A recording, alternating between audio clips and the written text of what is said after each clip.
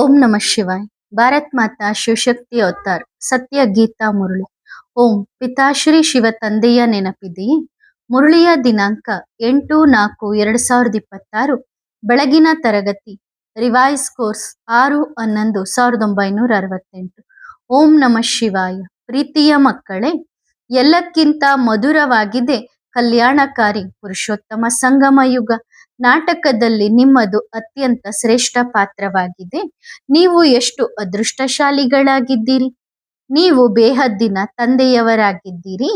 ಅವರು ಬಂದು ನೀವು ಮಕ್ಕಳಿಗೆ ಓದಿಸುತ್ತಾರೆ.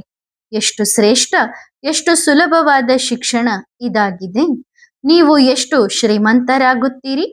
ಓಂ ನಮಃ ಶಿವಾಯ. ಮಧುರಾತಿ ಮಧುರ ಆತ್ಮಿಕ ಮಕ್ಕಳು ಆತ್ಮಿಕ ತಂದೆಯ ಎದುರು ಕುಳಿತಿದ್ದಾರೆ. ತಂದೆಯ ಎದುರು ಕುಳಿತಿದ್ದಾರೆ, ಶಿಕ್ಷಕರ ಎದುರಿಗೆ ಕುಳಿತಿದ್ದಾರೆ. ಮತ್ತು ಈ ಬಾಬಾ ನಮ್ಮನ್ನು ಕರೆದುಕೊಂಡು ಹೋಗಲು ಗುರುವಿನ ರೂಪದಲ್ಲಿ ಬಂದಿದ್ದಾರೆ ಎನ್ನುವುದನ್ನು ತಿಳಿದುಕೊಂಡಿದ್ದಾರೆ. ತಂದೆಯೂ ಹೇಳುತ್ತಾರೆ, ಏ ಆತ್ಮಿಕ ಮಕ್ಕಳೇ, ನಾನು ನಿಮ್ಮನ್ನು ಇಲ್ಲಿಂದ ಕರೆದುಕೊಂಡು ಹೋಗಲು ಬಂದಿದ್ದೇನೆ. ಈ ಪ್ರಪಂಚ ಹಳೆಯದಾಗಿದೆ ಮತ್ತು ಇದು ಚೀಚಿ ಪ್ರಪಂಚವಾಗಿದೆ ಎನ್ನುವುದನ್ನು ನೀವು ತಿಳಿದುಕೊಂಡಿದ್ದೀರಿ. ನೀವು ಮಕ್ಕಳು ಚೀಚಿಯಾಗಿದ್ದೀರಿ. ನೀವೇ ಸ್ವತಃ ಹೇಳಿಕೊಳ್ಳುತ್ತೀರಿ, ಪತಿತ ಪಾವನ ಬಾಬಾ, ನೀವು ಬಂದು ನಮ್ಮಂತಹ ಪತಿತರನ್ನು ಈ ದುಃಖಧಾಮದಿಂದ ಸುಖಧಾಮಕ್ಕೆ ಕರೆದುಕೊಂಡು ಹೋಗಿ ಎಂದು. ನೀವೀಗ ಇಲ್ಲಿ ಕುಳಿತಿರುವಾಗ ಇದು ಮನಸ್ಸಿನಲ್ಲಿ ಬರಬೇಕು. ತಂದೆಯೂ ಹೇಳುತ್ತಾರೆ, ನಾನು ನಿಮ್ಮ ಕರೆಯ ಮೇರೆಗೆ, ಆಮಂತ್ರಣದ ಮೇರೆಗೆ ಬಂದಿದ್ದೇನೆ. ತಂದೆ ನೆನಪು ಮಾಡಿಸುತ್ತಾರೆ, ನಿಜಕ್ಕೂ ನೀವು ಕರೆಯುತ್ತಿದ್ದೀರಲ್ಲವೇ? ಹೇ ತಂದೆ, ನೀವು ಬನ್ನಿ ಎಂದು. ನಾವೇ ಕರೆದಿದ್ದೆವು ಎಂಬ ಸ್ಮೃತಿ ಈಗ ನಿಮಗೆ ಬಂದಿದೆ. ಈಗ ಬಾಬಾ ನಾಟಕದ ಅನುಸಾರ ಕಲ್ಪದ ಹಿಂದಿನಂತೆ ಬಂದಿದ್ದಾರೆ. ಆ ಜನರು ಪ್ಲಾನ್ಗಳನ್ನು ಮಾಡುತ್ತಾರೆ ತಾನೆ. ಇದು ಶಿವ ಬಾಬಾರವರ ಪ್ಲಾನ್ ಆಗಿದೆ. ಈ ಸಮಯದಲ್ಲಿ ಎಲ್ಲರೂ ತಮ್ಮ ತಮ್ಮ ಪ್ಲಾನ್ಗಳಿವೆ ತಾನೆ. 5 ವರ್ಷದ ಪ್ಲಾನ್ ಮಾಡುತ್ತಾರೆ. ಅದರಲ್ಲಿ ಇದನ್ನು ಮಾಡುತ್ತೇವೆ, ಅದನ್ನು ಮಾಡುತ್ತೇವೆ, ಈ ಕಾರ್ಯ ಮಾಡುತ್ತೇವೆ ಎಂದು ಪ್ಲಾನ್ಗಳನ್ನು ಮಾಡುತ್ತಾರೆ. ಮಾತುಗಳು ನೋಡಿ ಹೇಗೆ ಬಂದು ಹೊಂದಾಣಿಕೆಯಾಗುತ್ತವೆ. ಮೊದಲು ಈ ಪ್ಲಾನ್ ಮುಂತಾದವುಗಳನ್ನು ಮಾಡುತ್ತಿರಲಿಲ್ಲ, ಈಗ ಪ್ಲಾನ್ ಮಾಡುತ್ತಿರುತ್ತಾರೆ. ನೀವು ಮಕ್ಕಳಿಗೆ ಗೊತ್ತಿದೆ, ನಮ್ಮ ಬಾಬಾರವರದ್ದು ಪ್ಲಾನ್ ಇದೆ. ನಾಟಕದ ಪ್ಲಾನ್ ಅನುಸಾರ 5000 ವರ್ಷಗಳ ಹಿಂದಿನಂತೆ ನಾನು ಈ ಪ್ಲಾನ್ ಮಾಡಿದ್ದೇನೆ. ಮಧುರಾತಿ ಮಧುರ ಮಕ್ಕಳಾದ ನೀವು ಇಲ್ಲಿ ಬಹಳ ದುಃಖಿಗಳಾಗಿದ್ದೀರಿ, ವೈಶಾಲಯದಲ್ಲಿದ್ದೀರಿ. ಈಗ ನಾನು ನಿಮ್ಮನ್ನು ಶಿವಾಲಯಕ್ಕೆ ಕರೆದುಕೊಂಡು ಹೋಗಲು ಬಂದಿದ್ದೇನೆ. ಆ ಶಾಂತಿಧಾಮವು ನಿರಾಕಾರಿ ಶಿವಾಲಯವಾಗಿದೆ ಮತ್ತು ಸುಖಧಾಮವು ಸಾಕಾರಿ ಶಿವಾಲಯವಾಗಿದೆ. ಹಾಗಾಗಿ ಈ ಸಮಯದಲ್ಲಿ ತಂದೆ ನೀವು ಮಕ್ಕಳನ್ನು ರಿಫ್ರೆಶ್ ಮಾಡುತ್ತಿದ್ದಾರೆ. ತಂದೆಯ ಸಮ್ಮುಖದಲ್ಲಿ ಕುಳಿತಿದ್ದೀರಿ ತಾನೆ. ಬಾಬಾ ಬಂದಿದ್ದಾರೆ ಎಂಬ ನಿಶ್ಚಯವು ಬುದ್ಧಿಯಲ್ಲಿದೆ. ಬಾಬಾ ಎಂಬ ಶಬ್ದ ಬಹಳ ಮಧುರವಾಗಿದೆ. ನಾವೆಲ್ಲ ಆತ್ಮರುಗಳು ಆ ಬಾಬಾರವರ ಮಕ್ಕಳಾಗಿದ್ದೇವೆ ಎನ್ನುವುದನ್ನು ನೀವು ತಿಳಿದಿದ್ದೀರಿ. ನಂತರ ಪಾತ್ರ ಅಭಿನಯಿಸಲು ಈ ಬಾಬಾರವರ ಮಕ್ಕಳಾಗಿದ್ದೀರಿ. ಎಷ್ಟು ಸಮಯ ನಿಮಗೆ ಲೌಕಿಕ ತಂದೆಯರು ಸಿಗುತ್ತಾರೆ? ಸತ್ಯಯುಗದಿಂದ ಹಿಡಿದು ಕೊನೆಯ ಜನ್ಮದವರೆಗೂ ಲೌಕಿಕ ತಂದೆ ಸಿಗುತ್ತಾರೆ.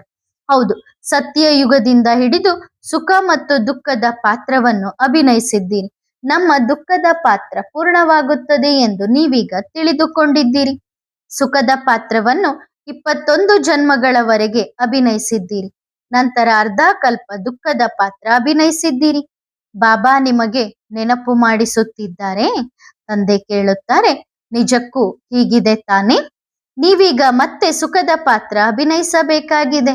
ಅರ್ಧ ಕಲ್ಪ ಈ ಜ್ಞಾನದಿಂದ ನಿಮ್ಮ ಆತ್ಮವು ಭರ್ತಿಯಾಗಿದೆ, ನಂತರ ಖಾಲಿಯಾಗುತ್ತದೆ. ಮತ್ತೆ ತಂದೆ ಬಂದು ಆತ್ಮದೊಳಗೆ ಜ್ಞಾನವನ್ನು ಭರ್ಪೂರ್ ಮಾಡುತ್ತಾರೆ. ನಿಮ್ಮ ಕೊರಳಲ್ಲಿ ವಿಜಯ ಮಾಲೆ ಇದೆ. ಇದು ವಿಜಯ ಮಾಲೆಯಾಗಿದೆ ತಾನೆ. ಕೊರಳಲ್ಲಿ ಜ್ಞಾನದ ಮಾಲೆ ಇದೆ. ನಿಜಕ್ಕೂ ನಾವು ಚಕ್ರವನ್ನು ತಿರುಗಿಸುತ್ತಿರುತ್ತೇವೆ. ಸತ್ಯಯುಗ, ತ್ರೇತಾಯುಗ, ದ್ವಾಪರ ಯುಗ, ಕಲಿಯುಗ.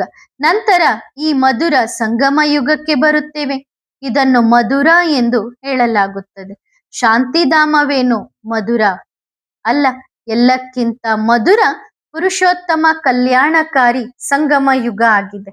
ನಾಟಕದಲ್ಲಿ ನಿಮ್ಮದು ಅತ್ಯಂತ ಶ್ರೇಷ್ಠ ಪಾತ್ರವಾಗಿದೆ. ನೀವು ಎಷ್ಟು ಅದೃಷ್ಟಶಾಲಿಗಳಾಗಿದ್ದೀರಿ. ನೀವು ಬೇಹದ್ದಿನ ತಂದೆಯ ಮಕ್ಕಳಾಗಿದ್ದೀರಿ. ಆ ತಂದೆಯೇ ಬಂದು ನೀವು ಮಕ್ಕಳಿಗೆ ಓದಿಸುತ್ತಾರೆ. ಎಷ್ಟು ಶ್ರೇಷ್ಠ, ಎಷ್ಟು ಸುಲಭವಾದ ಶಿಕ್ಷಣ ಇದಾಗಿದೆ. ನೀವು ಎಷ್ಟು ಶ್ರೀಮಂತರಾಗುತ್ತೀರಿ. ಇದರಲ್ಲಿ ಯಾವುದೇ ಪರಿಶ್ರಮ ಪಡಬೇಕಾಗಿಲ್ಲ. ಡಾಕ್ಟರ್, ಇಂಜಿನಿಯರ್ ಮುಂತಾದವುಗಳನ್ನು ಕಲಿಯಲು ಎಷ್ಟು ಪರಿಶ್ರಮ ಪಡುತ್ತಾರೆ. ನಮಗೆ ಆಸ್ತಿಯಂತೂ ಸಿಗುತ್ತದೆ. ತಂದೆಯ ಸಂಪಾದನೆಯ ಮೇಲೆ ಮಕ್ಕಳು ಕುಳಿತುಕೊಳ್ಳುತ್ತಾರೆ ತಾನೆ.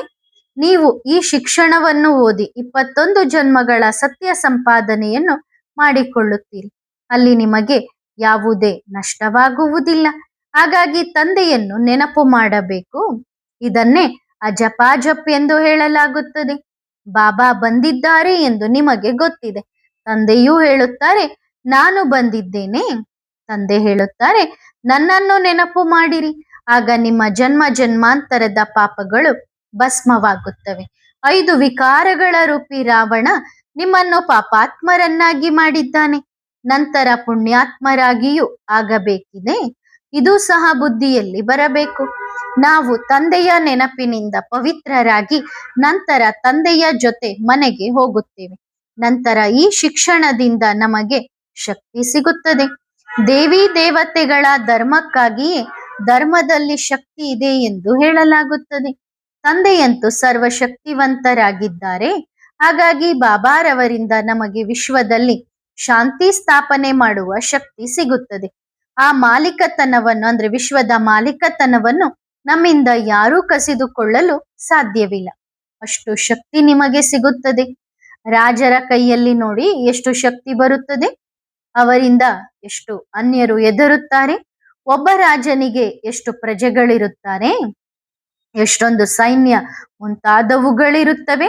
ಆದರೆ ಅದು ಅಲ್ಪ ಕಾಲದ ಶಕ್ತಿಯಾಗಿದೆ. ನಮಗೆ ಸರ್ವಶಕ್ತಿವಂತ ತಂದೆಯಿಂದ ವಿಶ್ವದ ಮೇಲೆ ರಾಜ್ಯ ಮಾಡುವ ಶಕ್ತಿ ಸಿಗುತ್ತದೆ ಎಂದು ನೀವೀಗ ತಿಳಿದುಕೊಂಡಿದ್ದೀರಿ.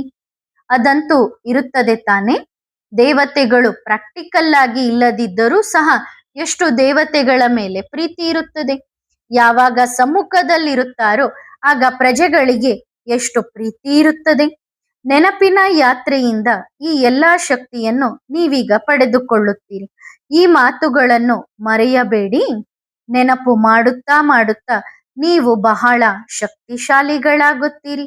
ಸರ್ವಶಕ್ತಿವಾನ್ ಎಂದು ಬೇರೆ ಯಾರಿಗೂ ಹೇಳಲಾಗುವುದಿಲ್ಲ. ಎಲ್ಲರಿಗೂ ಶಕ್ತಿ ಸಿಗುತ್ತದೆ. ಈ ಸಮಯದಲ್ಲಿ ಯಾರಲ್ಲೂ ಶಕ್ತಿ ಇಲ್ಲ.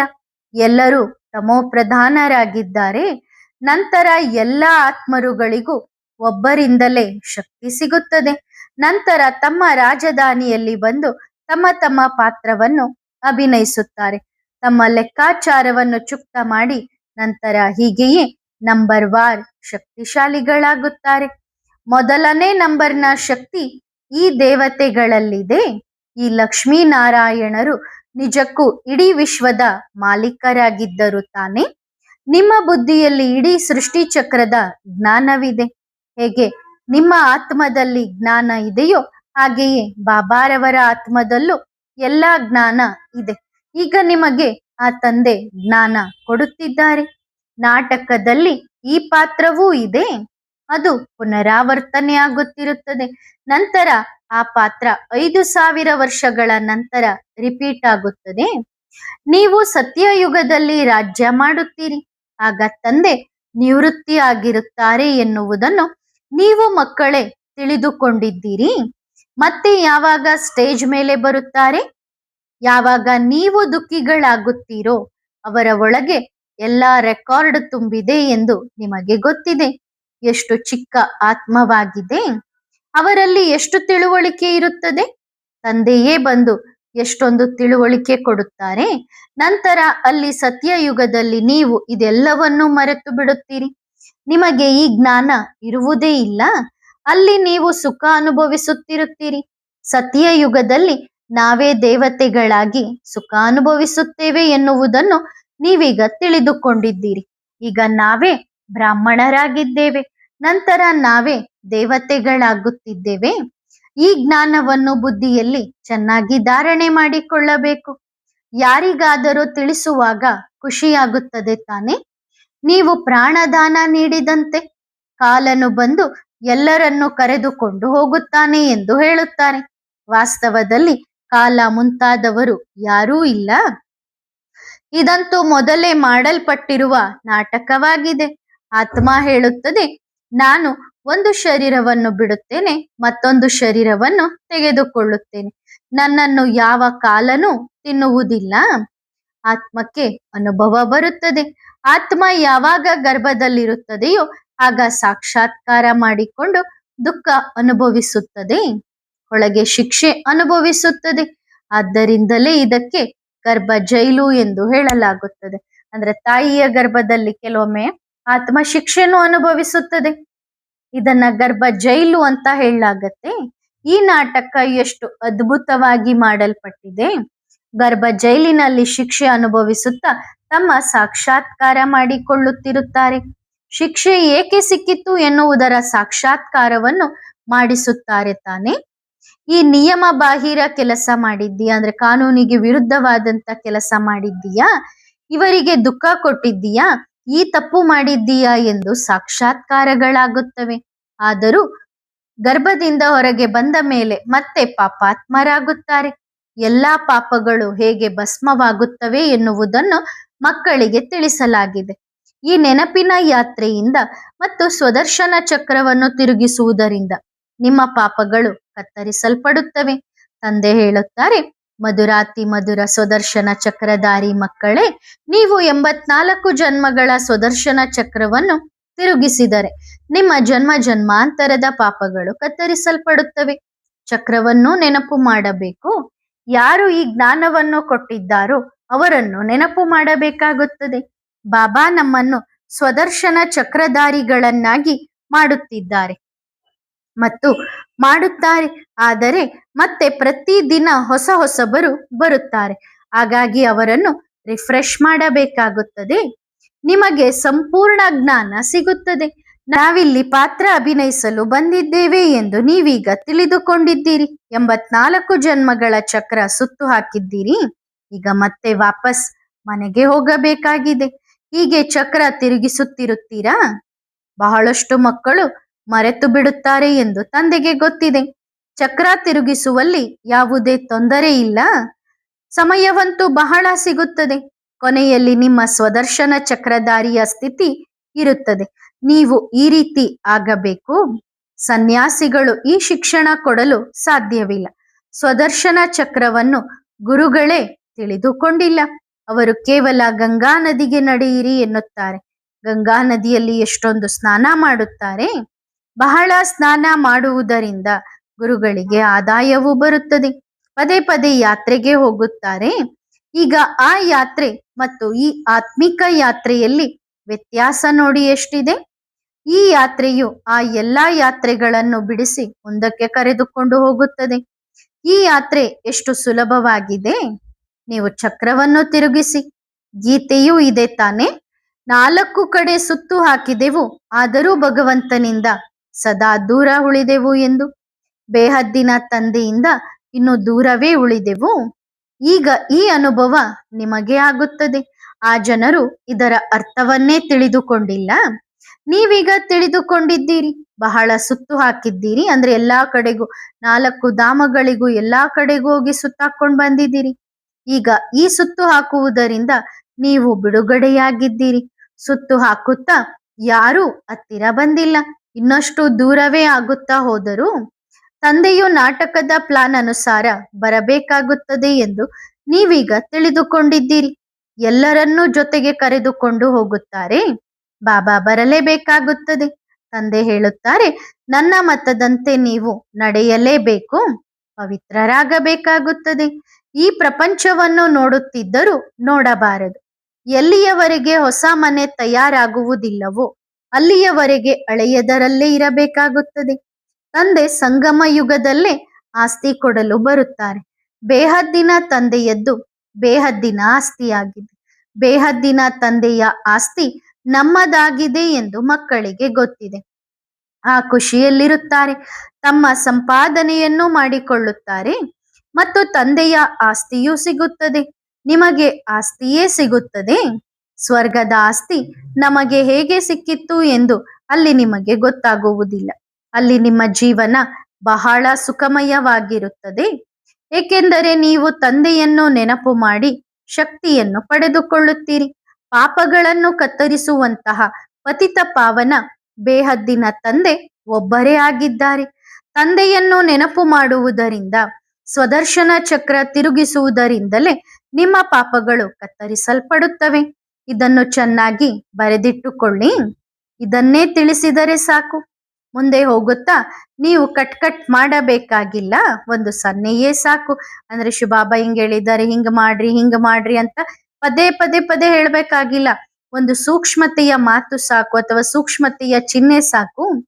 ಬೇಹದ್ದಿನ ತಂದೆಯನ್ನು ನೆನಪು ಮಾಡಿದರೆ ನಿಮ್ಮ ಪಾಪಗಳು ಕತ್ತರಿಸಲ್ಪಡುತ್ತವೆ.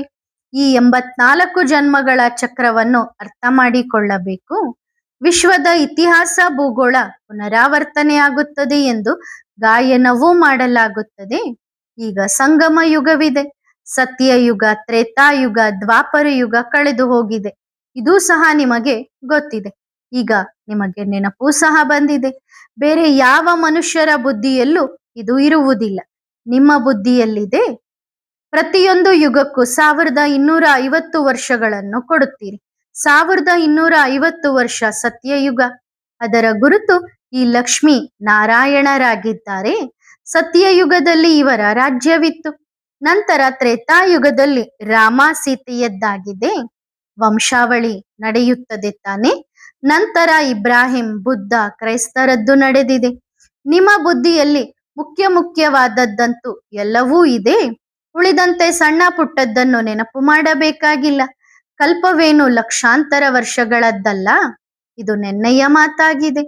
ಪುರುಷೋತ್ತಮ ಸಂಗಮ ಯುಗದ ಅರ್ಥವನ್ನು ಯಾರೂ ತಿಳಿದುಕೊಂಡಿಲ್ಲ.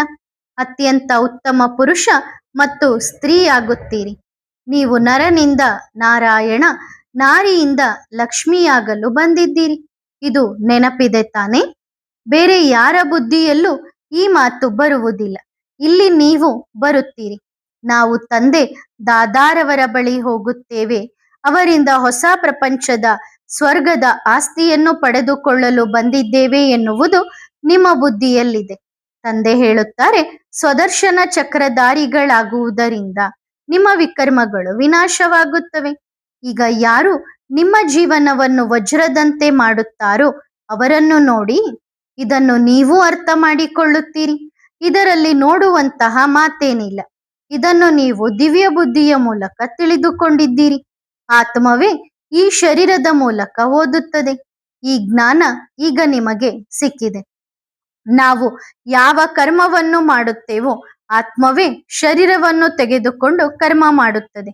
ಬಾಬಾರವರು ಓದಿಸಬೇಕಾಗಿದೆ. ಅವರ ಹೆಸರು ಸದಾ ಶಿವ ಆಗಿದೆ. ಶರೀರದ ಹೆಸರುಗಳು ಬದಲಾಗುತ್ತವೆ. ಈ ಶರೀರವು ನಮ್ಮದಲ್ಲ, ಇದು ಇವರ ಆಸ್ತಿಯಾಗಿದೆ. ಶರೀರವು ಆತ್ಮದ ಆಸ್ತಿಯಾಗಿರುತ್ತದೆ.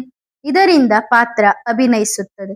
ಇದಂತೂ ಸಂಪೂರ್ಣ ಸುಲಭವಾಗಿ ಅರ್ಥ ಮಾಡಿಕೊಳ್ಳುವ ಮಾತುಗಳಾಗಿವೆ. ಕೃಷ್ಣನದ್ದು ತನ್ನದೇ ಆತ್ಮವಾಗಿದೆ. ಅವರ ಶರೀರದ ಹೆಸರು ಕೃಷ್ಣ ಎಂದು ಇಡಲಾಗಿದೆ. ಆತ್ಮರು ಎಲ್ಲರೂ ಆಗಿದ್ದಾರೆ. ಎಲ್ಲರ ಶರೀರದ ಹೆಸರು ಬೇರೆ ಬೇರೆಯಾಗಿರುತ್ತದೆ. ಇವರಂತೂ ಪರಮಾತ್ಮರಾಗಿದ್ದಾರೆ. ಸುಪ್ರೀಮಾತ್ಮ, ಅತ್ಯುನ್ನತ ಶ್ರೇಷ್ಠಾತಿ ಶ್ರೇಷ್ಠ ತಂದೆ. ಮನುಷ್ಯರು ಗೊಂದಲಕ್ಕೊಳಗಾಗಿದ್ದಾರೆ. ಆದ್ದರಿಂದ ಗೀತೆಯಲ್ಲಿ ಕೃಷ್ಣನ ಹೆಸರನ್ನು ಸೇರಿಸಿದ್ದಾರೆ. ಭಗವಂತನು ಒಬ್ಬರೇ ಆಗಿದ್ದಾರೆ ಎಂದು ನೀವೀಗ ಅರ್ಥ ಮಾಡಿಕೊಳ್ಳುತ್ತೀರಿ. ರಚಯಿತ ಒಬ್ಬರೇ, ಉಳಿದವರೆಲ್ಲರೂ ರಚನೆ, ಪಾತ್ರ ಅಭಿನಯಿಸುವವರಾಗಿದ್ದಾರೆ. ಆತ್ಮರುಗಳು ಹೇಗೆ ಬರುತ್ತಾರೆ ಎನ್ನುವುದನ್ನು ತಿಳಿದುಕೊಂಡಿದ್ದೀರಿ. ಮೊಟ್ಟ ಮೊದಲು ಆದಿ ಸನಾತನ ದೇವಿ ದೇವತಾ ಧರ್ಮದ ಆತ್ಮರುಗಳು ಸ್ವಲ್ಪ ಜನ ಬರುತ್ತಾರೆ. ನಂತರ ಕೊನೆಯಲ್ಲಿ ಮೊದಲು ಬರಲು ಯೋಗ್ಯ ಆಗುತ್ತಾರೆ. ಇದು ಸೃಷ್ಟಿ ಚಕ್ರದ ಮಾಲೆಯಂತಿದೆ. ಅದು ತಿರುಗುತ್ತಿರುತ್ತದೆ. ಮಾಲೆಯನ್ನು ನೀವು ತಿರುಗಿಸುತ್ತೀರಿ, ಆಗ ಎಲ್ಲಾ ಮಣಿಗಳ ಚಕ್ರ ತಿರುಗುತ್ತದೆ ತಾನೆ. ಸತ್ಯಯುಗದಲ್ಲಿ ಭಕ್ತಿಯು ಸ್ವಲ್ಪ ಅಂಶ ಮಾತ್ರವೂ ಇರುವುದಿಲ್ಲ. ಭಕ್ತಿಯ ಅರ್ಥವೇ ದುರ್ಗತಿಯ ಮಾರ್ಗ. ಅಂದ್ರೆ ನಾವು ಅಂಧಶ್ರದ್ಧೆಯ ಭಕ್ತಿ ಮಾಡಿದ್ವಿ ಅಂದ್ರೆ ಅದು ದುರ್ಗತಿಯ ಮಾರ್ಗ. ಏಣಿಯನ್ನು ಕೆಳಗಿಳಿಯುವುದು ಎಂದು ತಂದೆ ತಿಳಿಸಿದ್ದಾರೆ. ಜ್ಞಾನ ಮಾರ್ಗವು ಏಣಿಯನ್ನು ಹತ್ತುವುದಾಗಿದೆ. ಮೂಲ ಮಾತನ್ನು ತಂದೆ ಒಬ್ಬರೇ ತಿಳಿಸುತ್ತಾರೆ. ಹೇ ಆತ್ಮರೇ, ನನ್ನೊಬ್ಬನನ್ನೇ ನೆನಪು ಮಾಡಿರಿ. ನೀವು ಅವಶ್ಯವಾಗಿ ಮನೆಗೆ ಹಿಂದಿರುಗಬೇಕಾಗಿದೆ. ವಿನಾಶವು ಎದುರಿಗೆ ನಿಂತಿದೆ. ನೆನಪಿನಿಂದಲೇ ನಿಮ್ಮ ಪಾಪಗಳು ಕತ್ತರಿಸಲ್ಪಡುತ್ತವೆ, ಅಂದ್ರೆ ಭಸ್ಮ ಆಗ್ತವೆ. ಮತ್ತು ನಂತರ ಶಿಕ್ಷೆ ಅನುಭವಿಸುವುದರಿಂದಲೂ ನೀವು ಪಾರಾಗುತ್ತೀರಿ. ಇಲ್ಲದಿದ್ದರೆ ಬಹಳ ಶಿಕ್ಷೆಯನ್ನು ಅನುಭವಿಸಬೇಕಾಗುತ್ತದೆ. ನಾನು ನೀವು ಮಕ್ಕಳ ಬಳಿ ಸ್ವಲ್ಪ ದಿನಗಳಿಗಾಗಿ ಎಂತಹ ಒಳ್ಳೆಯ ಅತಿಥಿಯಾಗಿದ್ದೇನೆ. ಸುಪ್ರೀಂ ತಂದೆ, ಪರಮಪಿತ, ಇಡೀ ವಿಶ್ವದ ಮಾಲೀಕರು ನಿಮ್ಮ ಬಳಿ ಅತಿಥಿಯಾಗಿದ್ದಾರೆ. ನಾನು ಇಡೀ ವಿಶ್ವವನ್ನು ಬದಲಾವಣೆ ಮಾಡುತ್ತೇನೆ. ಹಳೆಯ ವಿಶ್ವವನ್ನು ಹೊಸದನ್ನಾಗಿ ಮಾಡುತ್ತೇನೆ. ಬಾಬಾ ಕಲ್ಪಕ್ಕೂ ಬಂದು ಈ ವಿಶ್ವವನ್ನು ಪರಿವರ್ತನೆ ಮಾಡಿ ಹಳೆಯದರಿಂದ ಹೊಸದನ್ನಾಗಿ ಮಾಡುತ್ತಾರೆ ಎನ್ನುವುದನ್ನು ನೀವು ಮಕ್ಕಳು ತಿಳಿದುಕೊಂಡಿದ್ದೀರಿ. ಹೊಸದರಿಂದ ಹಳೆಯದು, ಹಳೆಯದರಿಂದ ಹೊಸದಾಗುತ್ತದೆ ತಾನೆ. ನೀವು ಈ ಸಮಯದಲ್ಲಿ ಚಕ್ರವನ್ನು ತಿರುಗಿಸುತ್ತಿರುತ್ತೀರಿ. ಇಡೀ ಚಕ್ರ ಬುದ್ಧಿಯಲ್ಲಿದೆ. ತಂದೆಯ ಬುದ್ಧಿಯಲ್ಲಿ ಜ್ಞಾನವಿದೆ. ತಂದೆ ಜ್ಞಾನವನ್ನು ವರ್ಣನೆ ಮಾಡುತ್ತಾರೆ. ಚಕ್ರ ಹೇಗೆ ತಿರುಗುತ್ತದೆ ಎನ್ನುವುದು ನಿಮ್ಮ ಬುದ್ಧಿಯಲ್ಲೂ ಇದೆ. ಬಾಬಾ ಬಂದಿದ್ದಾರೆ ಎಂದು ನಿಮಗೆ ಗೊತ್ತಿದೆ. ಅವರ ಶ್ರೀಮತದಂತೆ ನಾವು ಪಾವನರಾಗುತ್ತೇವೆ. ಎಷ್ಟು ಚೆನ್ನಾಗಿ ಪಾವನರಾಗುತ್ತೀರೋ ನೆನಪಿನಿಂದಲೇ ಪಾವನರಾಗುತ್ತಾ ಹೋಗುತ್ತೀರಿ. ನಂತರ ಶ್ರೇಷ್ಠ ಪದವಿ ಪಡೆಯುತ್ತೀರಿ. ಪುರುಷಾರ್ಥ ಮಾಡುವುದು ಅವಶ್ಯಕವಾಗಿದೆ. ಪುರುಷಾರ್ಥ ಮಾಡಿಸುವುದಕ್ಕಾಗಿ ಎಷ್ಟೊಂದು ಚಿತ್ರ ಮುಂತಾದವುಗಳನ್ನು ಮಾಡುತ್ತಾರೆ. ಯಾರು ಬರುತ್ತಾರೋ ಅವರಿಗೆ ನೀವು 84 ಜನ್ಮಗಳ ಚಕ್ರವನ್ನು ತಿಳಿಸುತ್ತೀರಿ. ತಂದೆಯನ್ನು ನೆನಪು ಮಾಡುವುದರಿಂದ ನೀವು ಪತಿತರಿಂದ ಪಾವನರಾಗುತ್ತೀರಿ. ಈಗ ತಮೋಪ್ರಧಾನರಾಗಿದ್ದೀರಿ. ಮೊದಲು ಸತೋಪ್ರಧಾನರಾಗಿದ್ದಾಗ ಎಷ್ಟು ಸ್ವಲ್ಪ ಜನರಿದ್ದರು, ಈಗ ಬಹಳಷ್ಟಾಗಿದ್ದಾರೆ. ಮತ್ತು ನಂತರ ಬೇರೆ ಬೇರೆ ಧರ್ಮಗಳು ಬರುತ್ತಾ ಹೋದವು. ಆಟವೆಲ್ಲವೂ ನಿಮ್ಮ ಮೇಲೆಯೇ ಇದೆ. 84 ಜನ್ಮಗಳ ಚಕ್ರವನ್ನು ಮೊಟ್ಟ ಮೊದಲು ನೀವೇ ತಿರುಗಿಸುತ್ತೀರಿ. ನೀವು ಭಾರತದ ಯಾವ ಸೇವೆ ಮಾಡುತ್ತೀರಿ ಎಂದು ನಿಮ್ಮನ್ನು ಕೇಳುತ್ತಾರೆ. ಅವರಿಗೆ ಹೇಳಿ, ನಾವು ಭಾರತವನ್ನು ಸ್ವರ್ಗವನ್ನಾಗಿ ಮಾಡುತ್ತೇವೆ. ಭಾರತವು 100% ಸಂಪತ್ಭರಿತ ಆಗಿತ್ತು. ನಾವು ಈ ಭಾರತದ ಸೇವೆ ಮಾಡುತ್ತೇವೆ. ನಾವು ದೇವತೆಗಳಾಗುತ್ತಿದ್ದೇವೆ. ನಮ್ಮ ನಡವಳಿಕೆಯನ್ನು ಸುಧಾರಣೆ ಮಾಡಿಕೊಳ್ಳುತ್ತಿದ್ದೇವೆ. ನಮ್ಮ ನಡತೆ ಇರುವುದೇ ಪವಿತ್ರತೆಯ ಆಧಾರದ ಮೇಲೆ.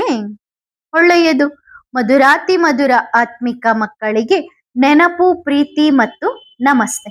ಆತ್ಮಿಕ ಮಕ್ಕಳು ಆತ್ಮಿಕ ತಂದೆಗೆ ಮಾಡುವ ನೆನಪು, ಪ್ರೀತಿ ಮತ್ತು ನಮಸ್ತೆ ನಮಸ್ತೆ ನಮಸ್ತೆ. ಧನ್ಯವಾದ ಬಾಬಾ. ಶುಕ್ರಿಯಾ.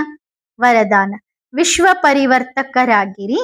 ಸಂಕಲ್ಪದಲ್ಲಿ ಎಷ್ಟೊಂದು ಸಾಮರ್ಥ್ಯವಿರಬೇಕೆಂದರೆ ವಿಶ್ವದ ಆತ್ಮರುಗಳವರೆಗೆ ಶಕ್ತಿಶಾಲಿ ಸಂಕಲ್ಪದ ಮೂಲಕ ಸೇವೆ ಮಾಡಲು ಸಾಧ್ಯವಾಗಬೇಕು. ವೃತ್ತಿಯ ಶುದ್ಧಿಯ ಅನುಸಾರ ವಾಯುಮಂಡಲವನ್ನು ಶುದ್ಧವನ್ನಾಗಿ ಮಾಡಲು ಸಾಧ್ಯವಾಗಬೇಕು. ನಾವು ಬ್ರಾಹ್ಮಣರು ಮಾಸ್ಟರ್ ಆಲ್ಮೈಟಿ ಅಥಾರಿಟಿ ಆಗಿದ್ದೇವೆ. ಮಾಸ್ಟರ್ ಸರ್ವಶಕ್ತಿವಾನ್ ಆಗಿದ್ದೇವೆ. ಮಾಯಾಜೀತ್ ಆಗಿದ್ದೇವೆ. ಕರುಣಾಮಯಿಗಳಾಗಿದ್ದೇವೆ. ಆತ್ಮಿಕ ಸೇವಾದಾರಿಗಳಾಗಿದ್ದೇವೆ ಎಂದು ಹೇಳುತ್ತೀರಿ. ಹಾಗಾಗಿ ಏನು ಹೇಳುತ್ತೀರೋ ಅದು ಪ್ರತ್ಯಕ್ಷ ಸ್ವರೂಪವನ್ನು ಬಾಪ್ತಾದ ನೋಡಲು ಬಯಸುತ್ತಾರೆ. ನಿಮ್ಮ ಹೆಸರು ಮಾಸ್ಟರ್ ಸರ್ವಶಕ್ತಿವಾನ್ ಮತ್ತು ಸ್ವಯಂನ ವ್ಯರ್ಥ ಸಂಕಲ್ಪವನ್ನು ಸಮಾಪ್ತಿ ಮಾಡಲು ಸಾಧ್ಯವಾಗದಿದ್ದರೆ ನಿಮ್ಮನ್ನು ವಿಶ್ವ ಕಲ್ಯಾಣಕಾರಿ ಎಂದು ಯಾರು ಒಪ್ಪುತ್ತಾರೆ? ನಡೆಯುತ್ತಾ ನಡೆಯುತ್ತಾ ಸ್ವಯಂನ ಸಂಸ್ಕಾರ ಸ್ವಭಾವವನ್ನು ಪರಿವರ್ತನೆ ಮಾಡಿಕೊಳ್ಳುವಲ್ಲಿ ನಿರಾಶರಾಗುವವರನ್ನು ವಿಶ್ವ ಪರಿವರ್ತಕರು ಎಂದು ಯಾರು ಒಪ್ಪುತ್ತಾರೆ? ಅಂದ್ರೆ ನಂದೇ ಸ್ವಭಾವ ಸಂಸ್ಕಾರಗಳ ಸರಿ ಆಗ್ತಿಲ್ಲ ಅಂತ ನಾನೇ ಪದೇ ಪದೇ ನಿರಾಶೆ ಆಗ್ತಿದ್ದೆ ಅಂದ್ರೆ ನನ್ನನ್ನು ಯಾರು ವಿಶ್ವ ಪರಿವರ್ತಕರು ಅಂತಾರೆ? ಆದ್ದರಿಂದ ಸಂಪೂರ್ಣತೆಯ ಕನ್ನಡಿಯಲ್ಲಿ ಸ್ವಯಂನ ಸ್ವರೂಪವನ್ನು ನೋಡಿಕೊಳ್ಳಿರಿ ಮತ್ತು ನೆನಪಿನ ಶಕ್ತಿಯಿಂದ ಸಂಕಲ್ಪವನ್ನು ಶಕ್ತಿಶಾಲಿಯನ್ನಾಗಿ ಮಾಡಿಕೊಳ್ಳಿರಿ. ಒಳ್ಳೆಯದು. ಓಂ ನಮಃ ಶಿವಾಯ.